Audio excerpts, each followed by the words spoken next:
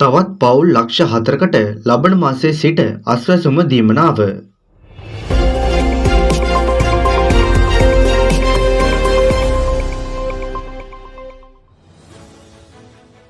තවත් පවුල් ලක්ෂ 4කට ලබන මාසයේ අස්වැසුම දීමනාව ලබා දෙන බව ග්‍රාමීය සංවර්ධන සමාජ ආරක්ෂණ සහ ප්‍රජා සවිබල ගැන්වීමේ අමාත්‍යාංශය පවසනවා. අමාත්‍ය ආචාර්ය උපාලි පන්නිලගේ මහතා සඳහන් කළේ ඒ සඳහා සුදුස්සන් තෝරා ගැනීම මේ වන විට අවසන් අධීරයේ පවතින බවයි. සංක්‍රාන්ති කාණ්ඩයට අයත් පවුල් 4,20,000ක අස්වැසුම ප්‍රතිලාභය පසුගිය අප්‍රේල් මාසයේ සිට නතර කෙරෙනු බවද ඔහු ප්‍රකාශ කළා. මේ වන විට අස්වැසුම ප්‍රතිලාභ ලබන සමස්ත පවුල් සංඛ්‍යාව 13,80,000කි. නව අස්වැසුම ප්‍රතිලාභීන්ගේ තොරතුරු ඉදිරියේදී ප්‍රකාශ කිරීමට නියමිත බවයි වැඩිදුරටත් වාර්තා වන්නේ.